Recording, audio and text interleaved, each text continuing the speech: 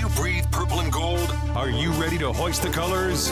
Now, time for the most in-depth look at the world of ECU athletics. Welcome in to Hoist the Colors with your host, Stephen Igo on 94.3 The Game. Watch the show live on Facebook and at 943thegame.com. Now, here's your host, Stephen Igo. All right, welcome in. Hoist the Colors on this Thursday, September 19th edition of the program. We are 2 days out from East Carolina and Liberty in Lynchburg. Virginia Pirates trying to bounce back with a win after a disappointing 21-19 loss to App State. Of course, they've had time to put that behind them, move on to the Flames, and it'll be the first ever matchup between East Carolina and Liberty. So we'll see how that plays out this weekend. We're live on YouTube, live on Facebook, and live on the Hoist the Colors X account. So if you've got a question, comment, concern, drop it there. We'll visit later in the program with Scott Rogers.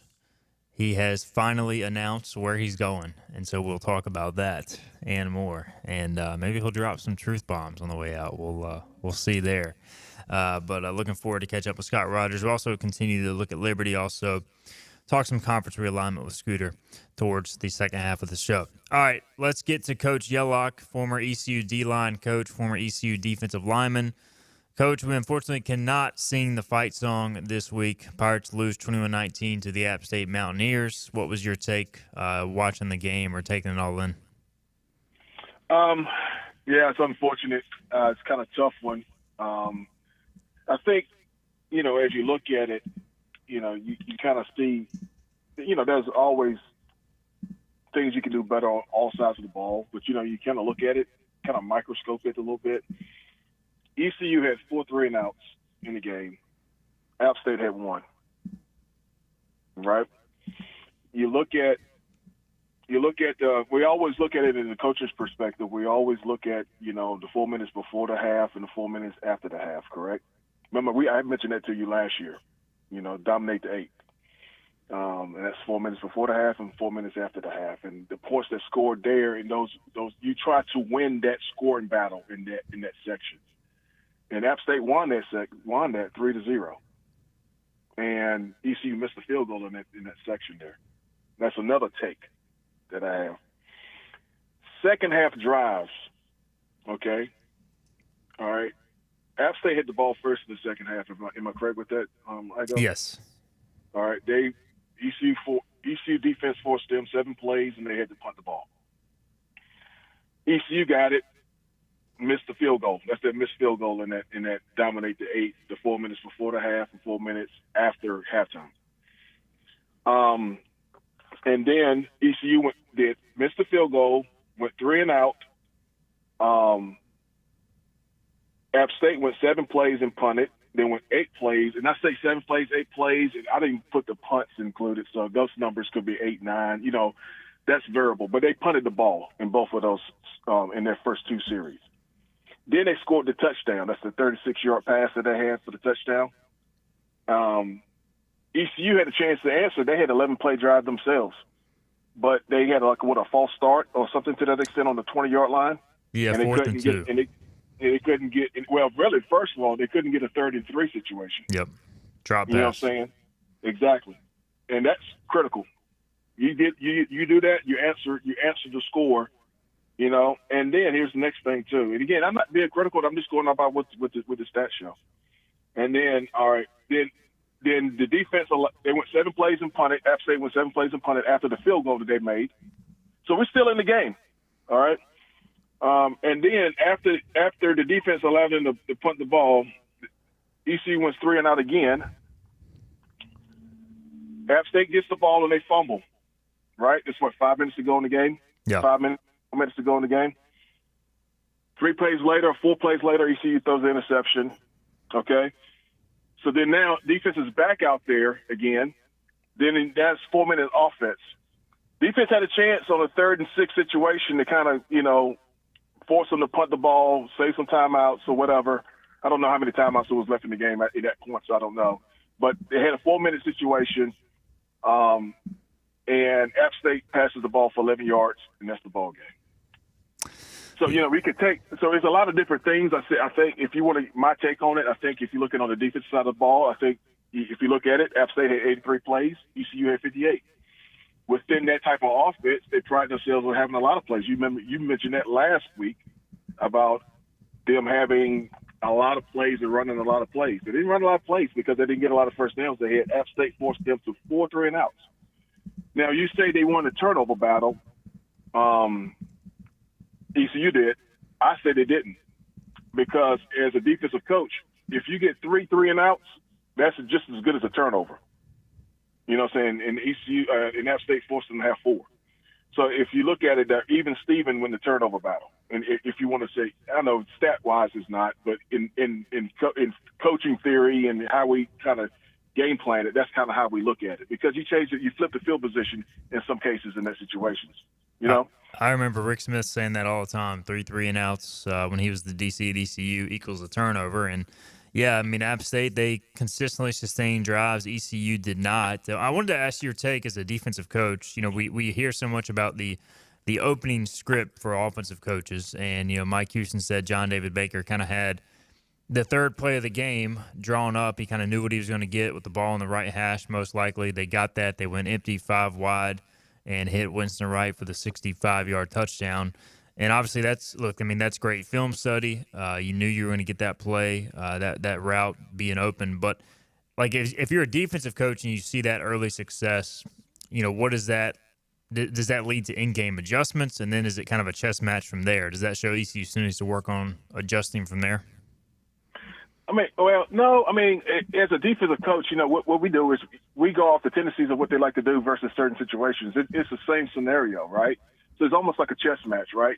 If I remember Southern Miss, we played Southern Miss. I don't know if you remember. I know you remember this back in the rough days, and they jumped out on us, 21 points on us, or 20-some points on us, and I think it was either our first or second year there. Yeah, in Hattiesburg. In Hattiesburg. And we didn't panic. You know, they dropped the bomb on us, and we just basically just made one more stop. Let's go 3 and out. Let's just go 3 and out. Let's just go 3 and out. You know, let's get our momentum back by just doing what we do. We can't stress over that. I'm pretty sure there was a correction. Matter of fact, they did correct it if you look at it, because it didn't happen again. App State wise, they corrected it. Yeah. So I don't think that was a I don't think you just do what you do. You follow your game plan on the defensive side. I don't think that because their offenses have tendency versus 11 personnel, you're going to run these sort of plays. 10 personnel, you're going to run these sort of plays. And that's kind of what you kind of game plan against. And then you kind of go against the protections and try to get them in third and long situations and try to get them in situations where they're not as productive in. And Mark, when you're going against an offense like ECU's running right now that's based on tempo, rhythm, you know, I feel like in watching it, when ECU's gone against teams like this in the past with the offense they're currently running, like if you can get that first down, kind of get rolling, it's tough to stop. But if you make that mistake, if you're the offense or if the defense creates a TFL or, you know, you get a penalty, it just seems like it's kind of hard to overcome. So is that kind of what you're seeing right now with this offense trying to get on track under JDB? Like those early mistakes are really setting them back? Well, it's not with just ECU's offense. It's with any type of tempo offense, okay? What you look at it is they went 4 3 and outs. So on the defensive side of the ball, you know they're going to have some tempo. You know they're going to have some drives where they're going to get the ball and get in the rhythm. That's a given. You just, as a coach, you just try to calm your team down and don't allow them to panic and be able to get a stop. You know, bend but don't break type concepts in certain cases, right?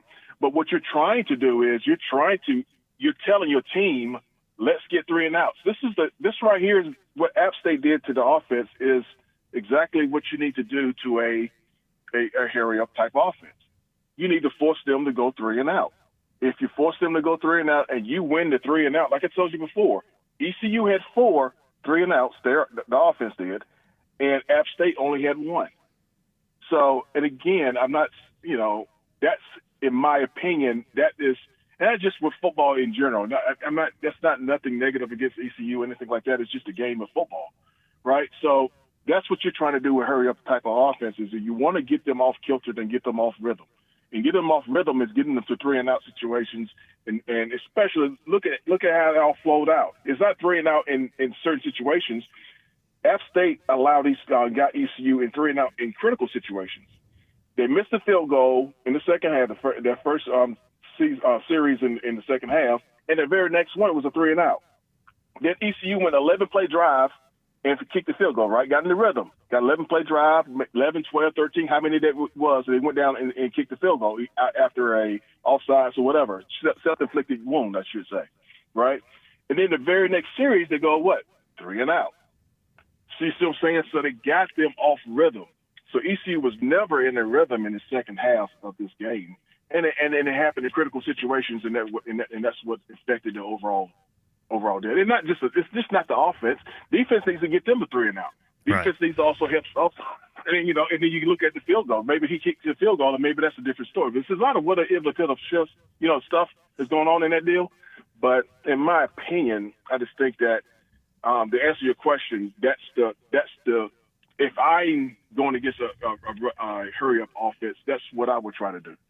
Yeah, and those 3-and-outs, they lead to poor field position as well in ECU's case, because you're not flipping the field. So even those app drives that ended in punts, 6-7 plays, they were punting around midfield instead of their own 20. So it all was a complimentary loss, I would say. You hear about complimentary football. I just don't think ECU played very good complimentary football for the most part against App State. Look, I don't mean to overtalk you. Yeah, you good.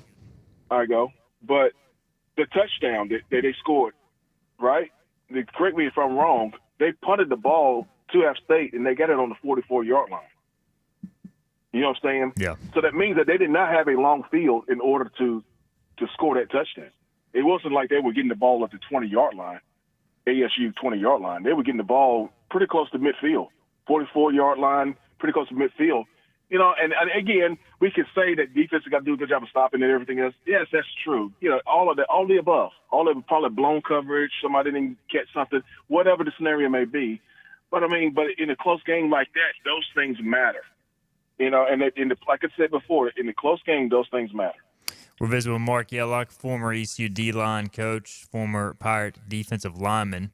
All right, Coach Yellock, when you look at this offense, look, you've been a part of, new staff coming in and trying to teach a new defense. So, at what point should we hope for this offense to really start trending upwards? Obviously, you want to see improvements each week. Is there a point in time when you're installing a new offense you hope everything kind of clicks by? Yeah. You kind of hope that it is really based upon routine plays, right? You just hope that you can be able to have some consistency in what you're doing. We're looking at the App State game because it's the first loss in this App State and that we lost to, and it's those things that kind of make it a sour taste in your mouth. But you kind of look at it, the big picture of it, and see, all right, in this App State game they only ran 58 plays. We want to run. I'm pretty sure JDB wants to run at least 90 or 100 some plays.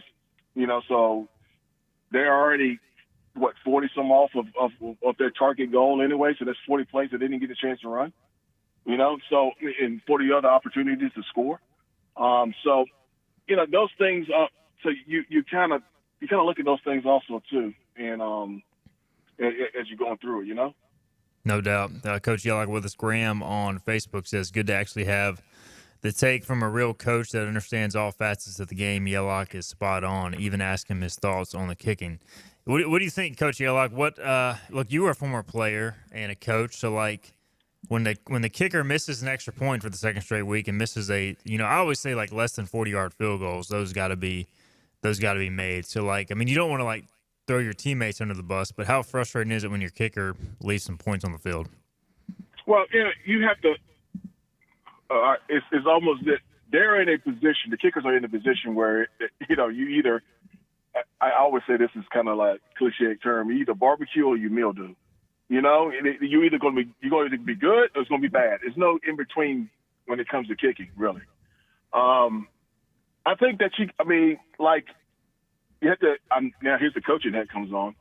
You have to assess and see what he's doing and see the technique. Is it a technique issue or is it an ability issue? And then hopefully he'll fix that. You definitely want and especially you have to see what you got. If that's the only guy that you got that's consistent enough, then you got to rock with that guy. So that means you got to build him up as a coach and keep going with him. You know, if there's a competition, if there's somebody who's coming up through the deal, then yeah, you kind of go on that route. But I don't think you hit the panic button because the guy misses a field goal. That's going to happen. But you definitely need to make sure that he understands that the kicker or whoever that understands that it should not be a consistent and a constant thing. I know you said it happened twice, but what is that? Why did it happen twice? Is it like I said before, is it a technique deal or is it an ability? And if it's an ability deal, then you need to get somebody who can do it. If it's a technique deal, then that guy's got to learn how to fix it. If he ain't fixing it, you need to act accordingly. Yeah, Marc Yellock with us. Liberty this weekend, Coach. I don't know if you've had a chance to watch them on tape at all, but they kind of run an interesting, spread offense type of deal or spread option offense, with some option concepts, a lot of RPO. Jamie Chadwell has done a great job there. They haven't lost a regular season game since he got there. Now, they haven't played hardly anybody. When they played in the Fiesta Bowl last year versus Oregon, they lost 45-6, but most teams would lose to Oregon in similar fashion. So, obviously, look, they're a really good team. They're a 6-point favorite as of right now. Do you have any thoughts on this matchup in Lynchburg? Yeah, I think that when it comes to Liberty, this year they're 3-0. They face two teams that have first-year head coaches, Campbell and UTEP, right? Their offense really revolves around Cooley, Lucas, and Salter, the quarterback. The quarterback has been sacked 5 times. They fumbled the ball on different handoffs a lot. So they're going through their first year jitters on offense about having to handle the ball and everything else in this option phase and zone read phase and everything else too. So they haven't been playing clean football either. I think that ECU is going to be one of the better, or is the better team that they face this year. They're going to have state the following week. So I think that, I like how we match up against them, to be honest with you. ECU does. ECU is going to be able to know what they're going to do offensively because of, they've played them before, right? Didn't they play them in a bowl game? They played Coastal Carolina after Chadwell had taken the Liberty job, but it was basically a lot of the same staff. So they should know what they're going to get. Same stuff. Yeah, they should know what they're going to get. I mean, they're not changing that. And plus, too, this year, they face two teams that run an odd base front. I know ECU do a little bit of multiple, but they've seen different looks. So now I would say this: we played, and then when I was at North Texas, we played at Liberty before they really kind of shot off like they did. It's tough to play up there. It's really nice. That program has done a really good job of putting money into the program and really grown that program from what it was years ago until now. But they've traditionally always had a decent 1AA-wise, have decent teams and everything. So it'd be very interesting to see how this thing going to work out. I like ECU in this. I know people are putting Liberty ahead. I just think that ECU has I think talent base has a little bit more talent than some of the teams they face this year. And I think that if ECU can fix some of the stuff that they can do, I think that Liberty's a running team. And versus Campbell, it's 279 yards rushing versus New Mexico, 217 versus UTEP, 187. You know what I'm saying? So they run the ball, and that's where they want to kind of start with. So I think that, heck, ECU, they didn't even allow App State 100 yards. I think they only allowed them 88-some yards this past game. Yeah. So, I mean, that's one of the strengths of the ECU's defense is the rushing aspect of it. And I think athletically, the front seven, I like our front seven better than I like Liberty's front seven. So, I think that quarterback is a difference maker, though. He's a really good player, along with their running back. I want to say either Cooley and Lucas. So, I mean, I think that I think we match up well with them. We'll find out this Saturday, 6 o'clock. Coach Yellock, appreciate the time as always, man. We're going to get the I Go Yell podcast going soon enough, and we'll hopefully be singing the fight song next week, man. But I appreciate it. I appreciate you. Go Pirates.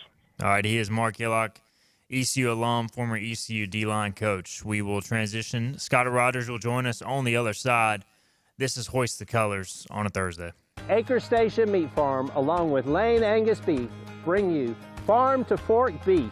Stock your freezers now with affordable beef boxes, just in time for the grilling season. Farm to Fork Beef brings quality local beef to your family. From your traditional butcher shop, Acre Station Meat Farm.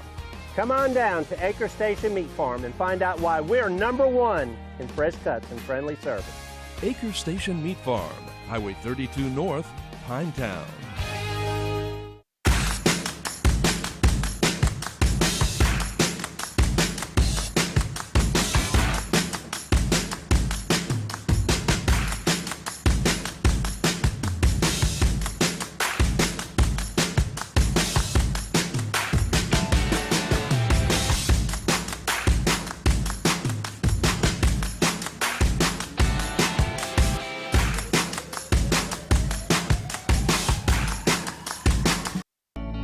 Living easy is the sound of children laughing as you make memories with neighbors and friends.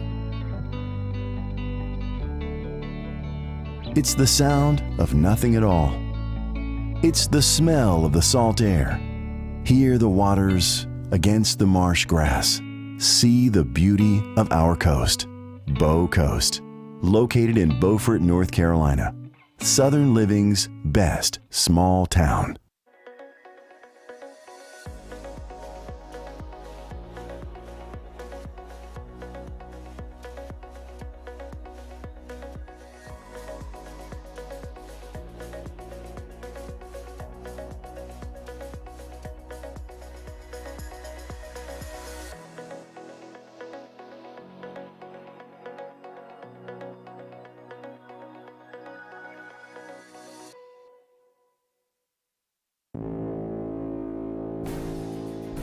Pirate game days, there's nothing like them.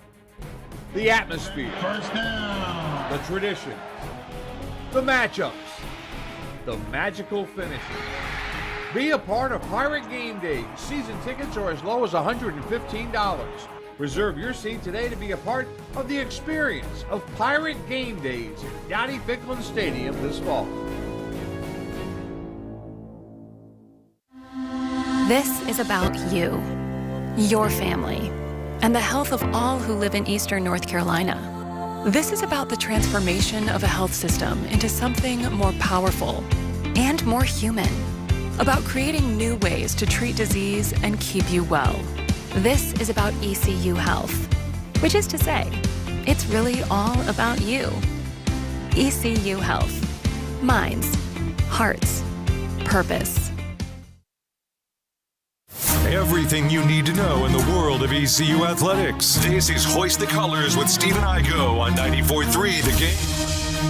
All right, welcome back in. Hoist the Colors, yes. It's been a morning. Scott Rogers with us, Philip Pilkington.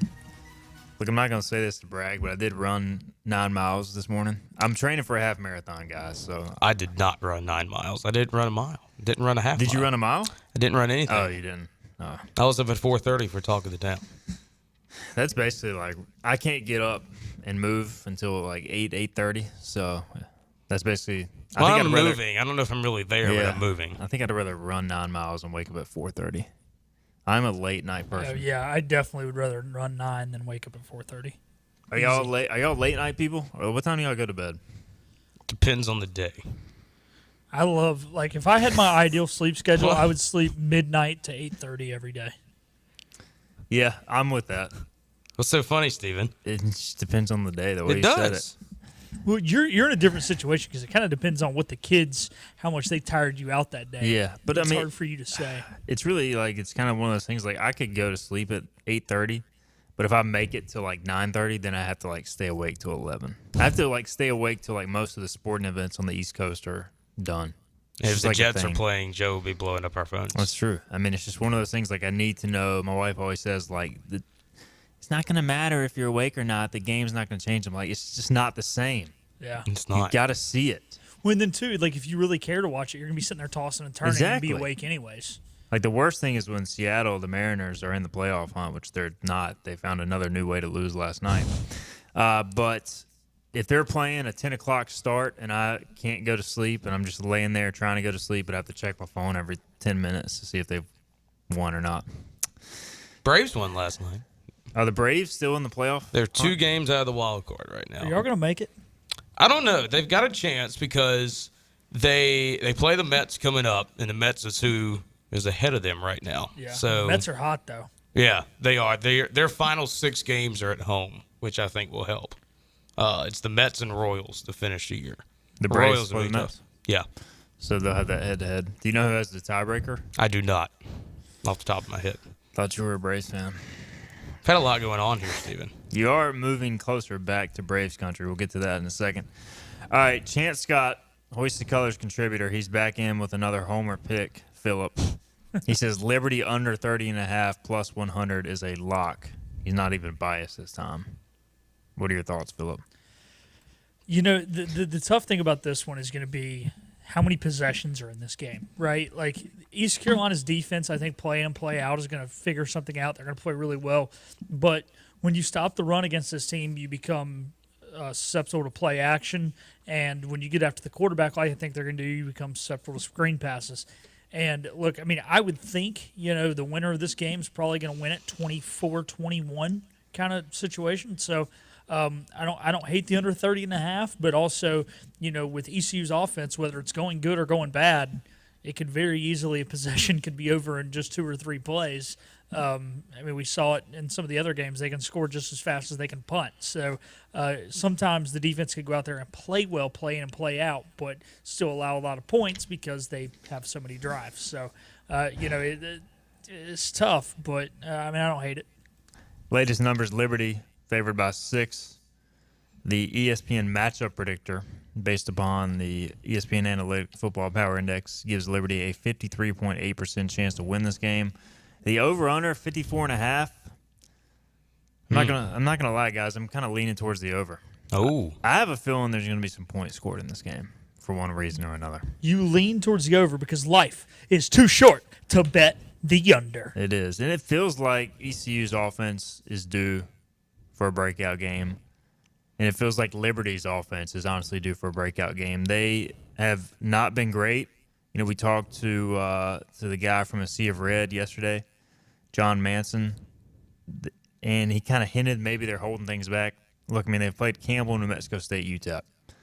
If I'm Jamie Chadwell and I have ECU App State coming up, I'm sure they have to break out some things in that New Mexico State comeback, but this is the 2 toughest games on their schedule right here. So I think they're probably holding some things back, but we'll see. Scott, what's your vibe on this game heading in? I always have a good vibe going into games. I always try to stay positive. Even last year? Well, maybe not last year, but I think the Pirates. I mean, I think they have a legit shot, obviously, to win. They've won a game on the road, so you know they can win on the road. Same thing. I mean, you just got to clean the offense up, and you know, if you go out there and score 2 or 3 touchdowns in that first quarter, don't take your foot off the gas. Keep it going the whole game, and you know, let your defense do what they've done all year, and that's play good football.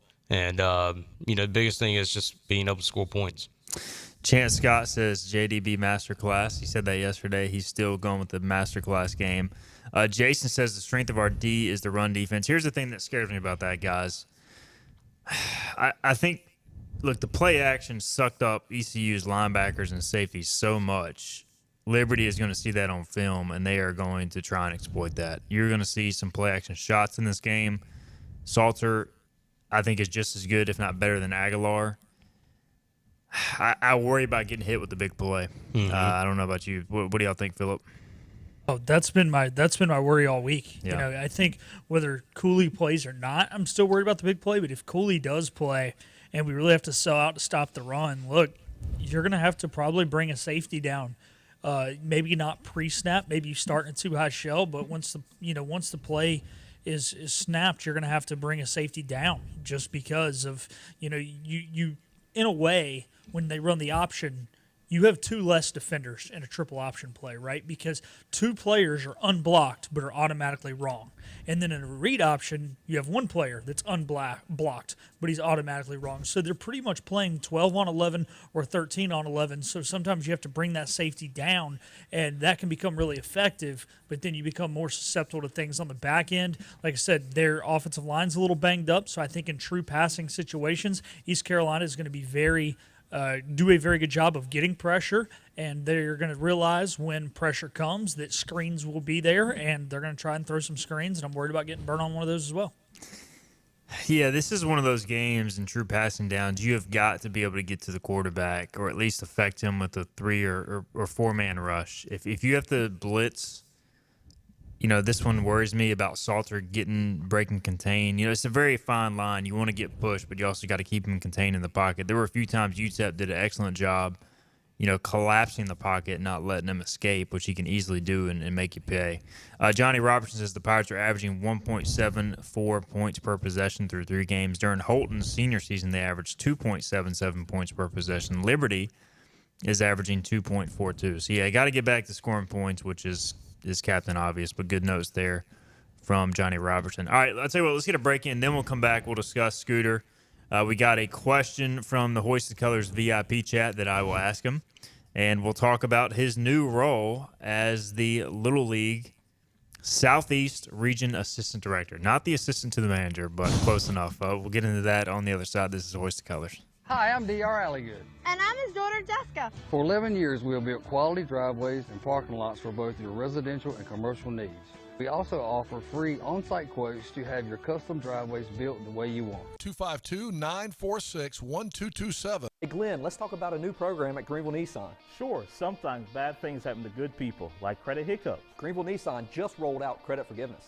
If you've been making consistent car payments and you're tired of that high interest rate, this program is for you. Get into a new Nissan with a manageable payment and keep that cash in the bank. Come visit us at Greenville Nissan and drive your Nissan home today.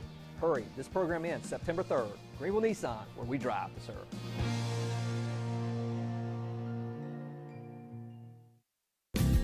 Big tax credits are back. Get a 30% tax credit, up to $2,000 off your new Mitsubishi electric heat pump install. Let Comfort Master help you take advantage of the tax credits with a qualifying Mitsubishi electric ducted heat pump or non-ducted Mitsubishi electric mini splits. Mitsubishi electric mini splits are ideal for bonus rooms, garages, or sunrooms. If you need a new HVAC unit, call Comfort Master today. Call Comfort Master. Call Comfort Master.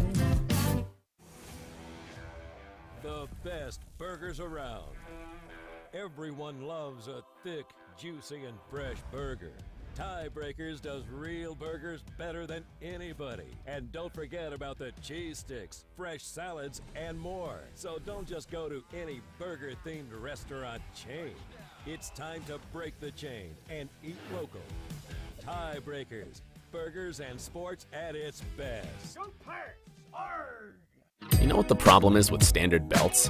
Usually you have to choose between too tight or the opposite, too loose.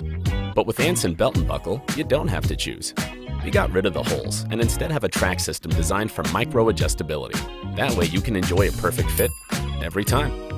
Anson Belt & Buckle. Find your perfect fit today.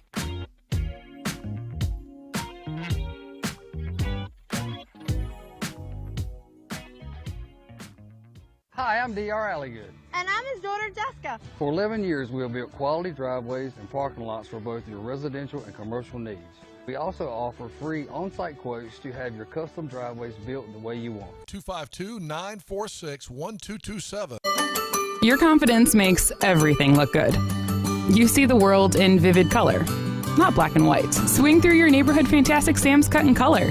And let our experienced stylists take you from everyday to extraordinary. Fantastic Sam's hair salons are locally owned and operated. Our full-service salons are conveniently located in Goldsboro, Kinston, Greenville, New Bern, Jacksonville, and Calabash. Stop in today at Fantastic Sam's, where the possibilities are endless. What's happening? Tell me what's happening. Every ECU fan's one stop for all things ECU athletics. This is Hoist the Colors with Stephen Igo on 94.3 The Game. All right, welcome back in. Hoist the Colors on this Thursday, Scott Rogers in studio, Philip Pilkington behind the glass.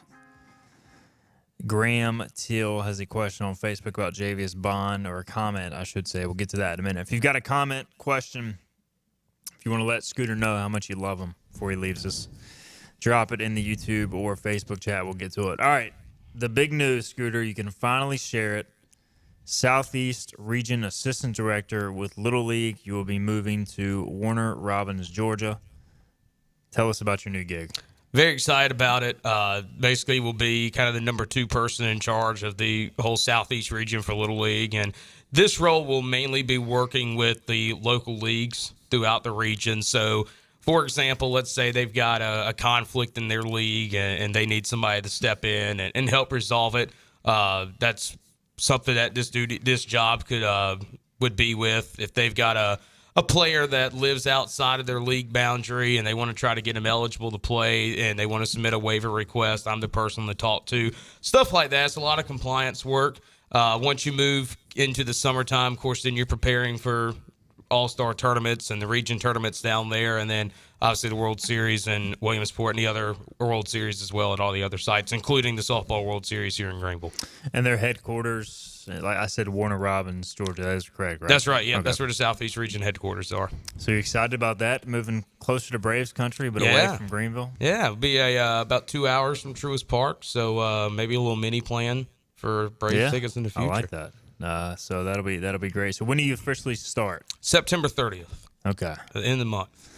So that means we get this show, and are you going to be here next Thursday? I'll be here next Thursday. And then you're gone forever. Well, lunch hour, baby.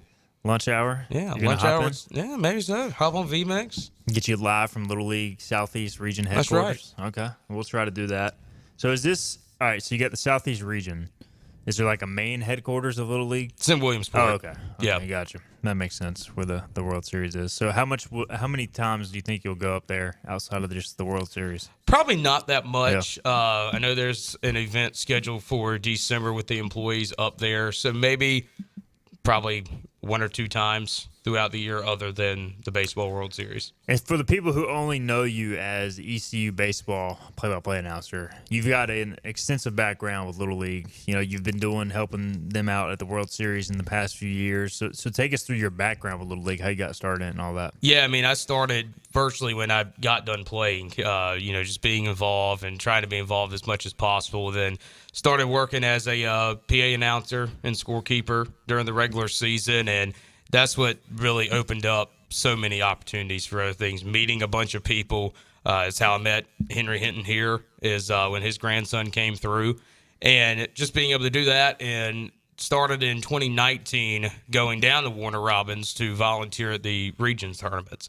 And that's kind of how this relationship started, getting to know Matt Weber, who is region director now, and also Jen Colvin, who is the region operations manager for both the Southeast and Southwest regions. And that's how that relationship started, and, of course, met a ton more people with Little League once the Softball World Series came to Greenville. And, I tell people all the time, I said on Talk of the Town this morning, how volunteerism is something I think that gets forgotten in today's world, and it can lead to so many opportunities, and this is a great example of it.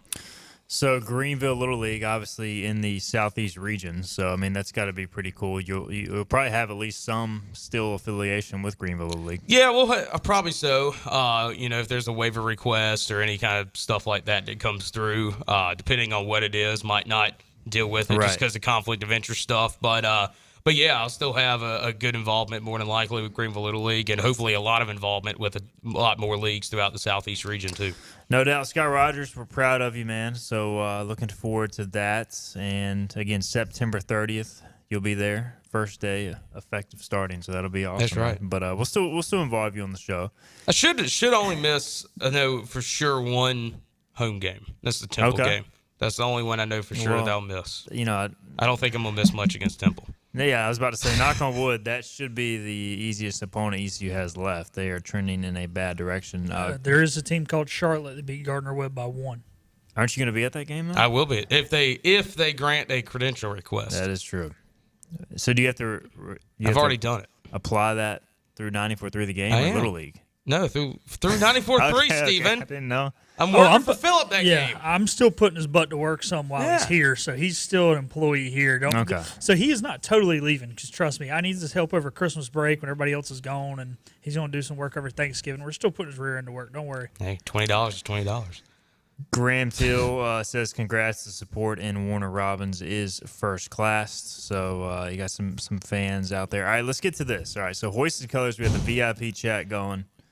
Pirate 0541, he wanted me to answer a question, and so I told him I would ask you on the air. People want you to answer a lot of things. Yeah, I mean, and I don't know, so I'm going to ask you. I mean, we've talked about this a little off the record, but I'll ask you on the record. You can say what you want now. You're an employee here, I guess, but no longer with ECU Sports Properties, so you can say what you want. They're still doing a little stuff. I'm doing the production work for the pregame so show. Maybe you can. No broadcasting work, Okay. though. I'm going to read it how this guy asked it. I go, was Scooter unhappy here, or was this new job something he couldn't say no to? Always seemed like he was here for the long run with being an alum and growing up in Greenville. So were you unhappy here, Scooter? Wouldn't say I was unhappy. You love your job. Loved my job. Loved being around the baseball program. Loved being around the women's basketball program as well for the few games that we did.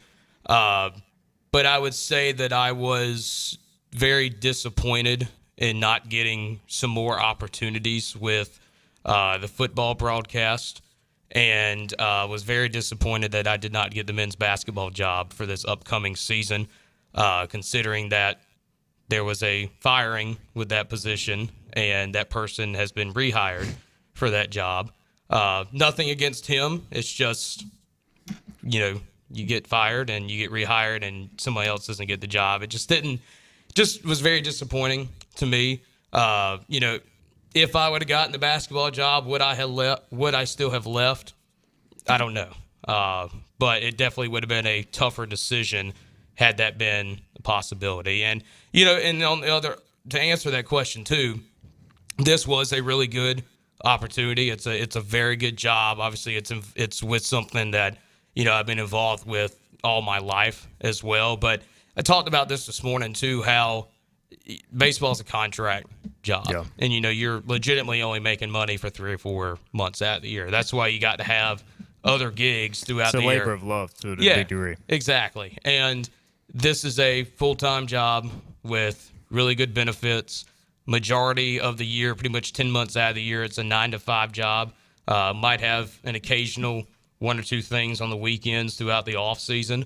But there's a lot of combination of factors that went into it, and that was a big part of it. Just having the consistent income and obviously the benefit side of it too. But wouldn't say that I was unhappy here. Was just kind of disappointed over the past couple months with some other things. Yeah, I mean, look, you're getting to the point you're out of college now. I'm sure you'll look to start a family one day. So it's like you need consistent income. You need stability. I mean, it's those things are important. So I don't think anybody can blame you. And I would love to, in the future, possibly return to East Carolina. Obviously there has not been a quote voice of the Pirates for the past 2 years.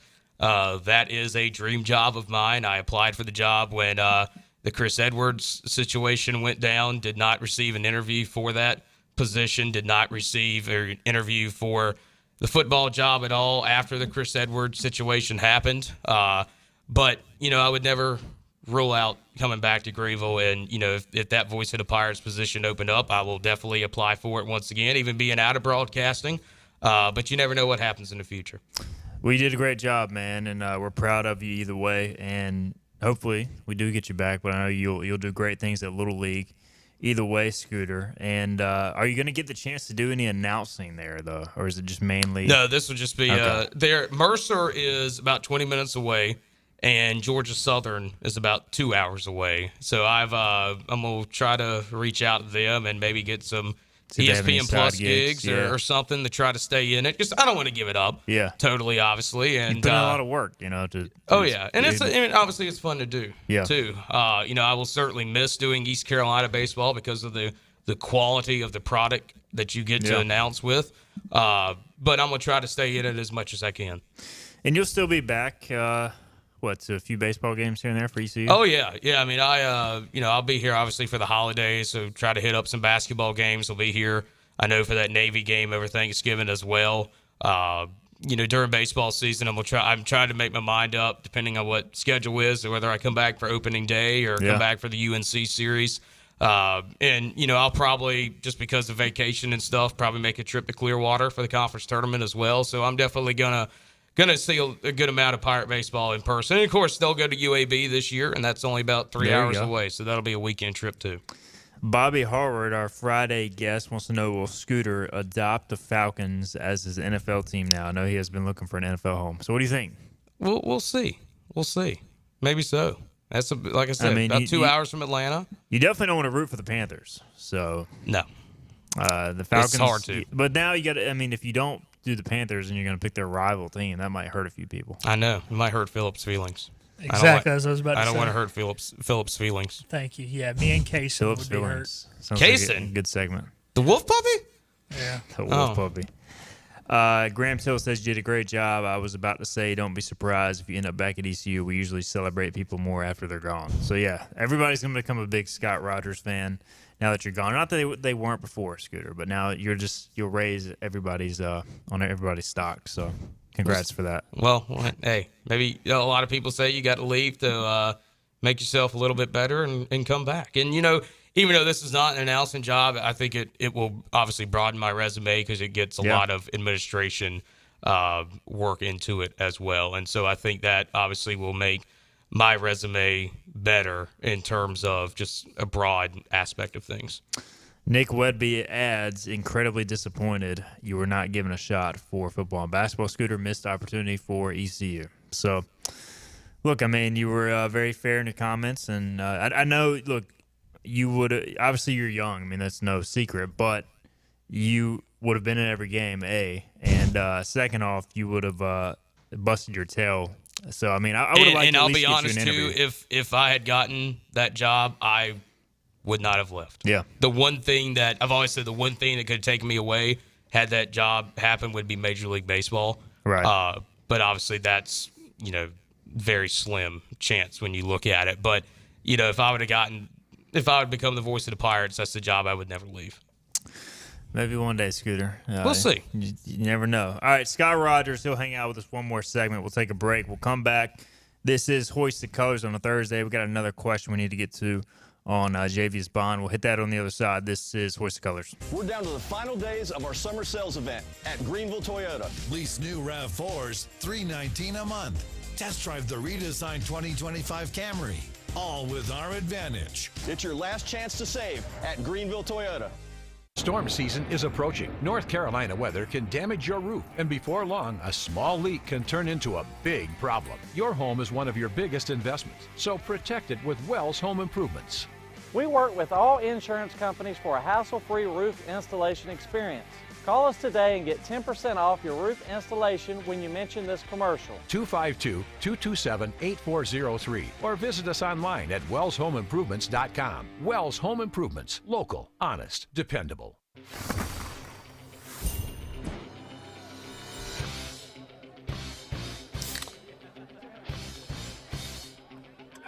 Let's go! Woo! Woo! Yeah! Football time! Set the tone. Kyle, take your shoes, take your shoes. Yeah, good job. Woo! Yeah! Grab a Pepsi Wild Cherry and get wild. Summer is here, and Sawyer's Fun Park is having a toddler summer special. From 10 a.m. to 12 noon, Monday through Friday, Sawyer's has a $10 2-hour unlimited pass for ages 2 to 4. That's one toddler and one parent for just $10 every weekday morning. Sawyer's Fun Park summer hours are Monday through Thursday from 10 to 8, Fridays and Saturdays from 10 to 9, and Sundays from 12 to 8. Book your tickets online at SawyersFunPark.com and beat the heat this summer at Sawyer's Fun Park. The best burgers around. Everyone loves a thick, juicy, and fresh burger. Tiebreakers does real burgers better than anybody. And don't forget about the cheese sticks, fresh salads, and more. So don't just go to any burger-themed restaurant chain. It's time to break the chain and eat local. Tiebreakers, burgers and sports at its best. Everybody loves tiebreakers. Other restaurants claim their food is fresh and fast, but are they friendly? At Moore's, you're treated like family the minute you walk into their doors. With locations in Winterville, New Bern, Swansboro, Morehead City, and Jacksonville. We've been practicing what we preach since 1945. At Moore's, our barbecue is slow cooked and smoked over real wood daily until it's so tender it's falling off the bone. Combined with our fresh chicken, cooked-to-order seafood, and homemade fixins, we're sure you'll agree. If it's not Moore's, it's less. Hurry, the summer savings event is coming to an end. Don't miss your chance. Enjoy your summer in a new Corolla for just $219 a month or a Highlander for only $399 a month. Got a trade? Get cash for it or trade for a new Toyota. Hurry in to Green. Back to Hoist the Colors with Steve and Igo. Drink up me, hearty Joe-ho. On 94.3 The Game. All right, welcome in. Hoist the Colors. Final segment here. Talking about when Scott Rogers got hired as play-by-play voice at ECU. Seems like it was so long ago. I know. I was about to say it seemed like yesterday. I remember walking in, so we had media day for baseball, and I walked in, and luckily only me, Malcolm, and Scooter were the ones standing there. Somehow I knew, but it wasn't public yet, and I walked right up to Scooter, and I was like, hey, man, congratulations, this is awesome. I remember and Malcolm this. looked at me, and he's like, yeah, that's not public yet. I'm like, oh, crap. Well, good thing is we're the only three standing in here. Because everybody was trying to figure out why I was at media day. So what season was that? 22. Okay. Yeah. My first game was the Bryant. Oh, gosh. You Fiasco. had about the worst start possible with that sweep. That was terrible. Your board was blaming me. Yep. It was your fault. You know, and then you Boneyard figured blames it out. me, too. That's right. Hey, I got lucky. I went to Daytona that year, and, like, the house we were staying in had, like, crap internet. We were off, like, the beaten path, so I didn't have to watch it. You missed the epic Justin Wilcoxon home run that wasn't, though. Yeah. So.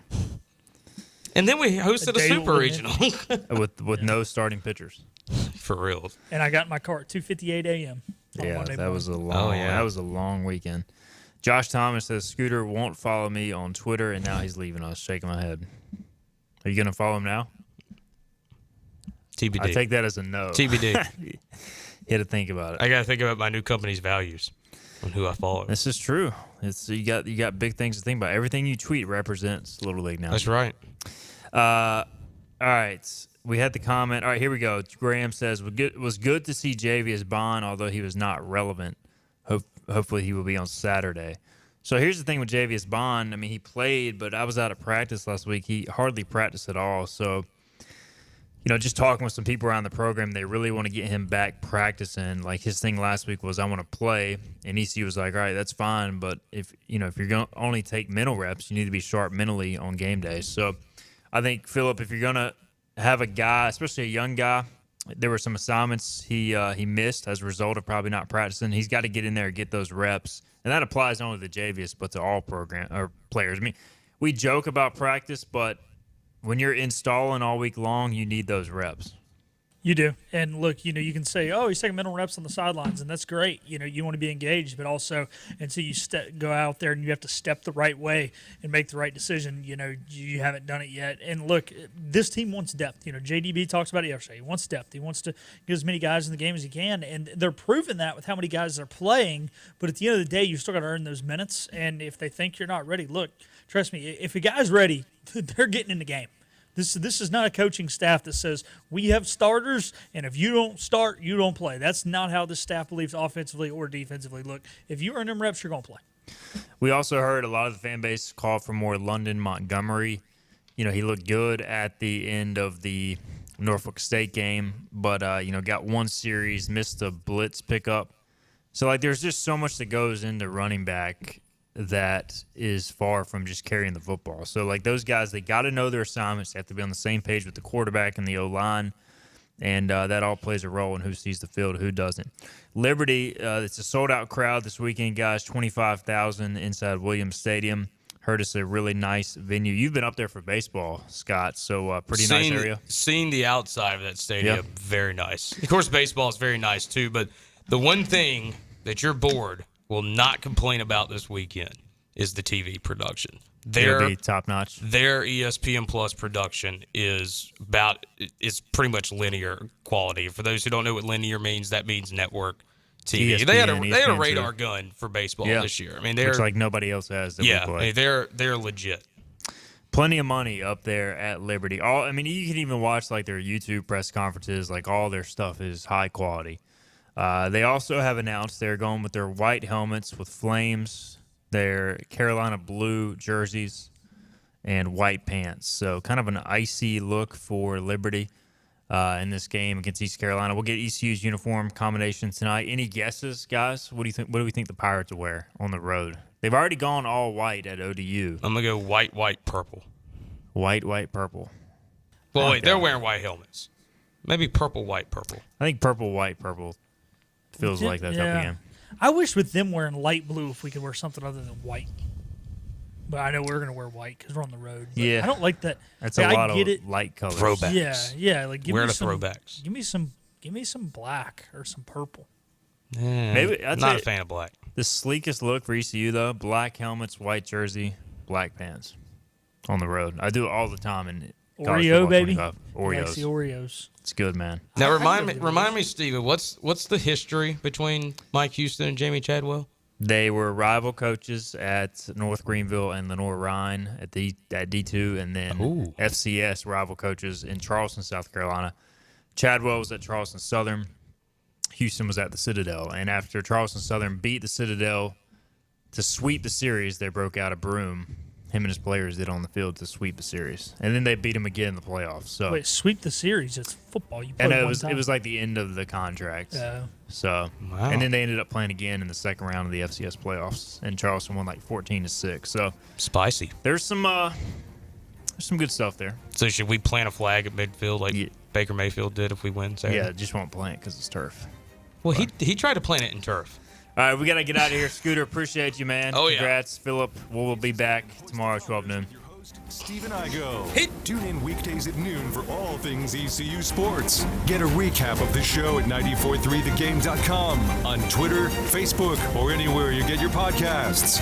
We're back tomorrow with more of Hoist the Colors on 94.3 The Game.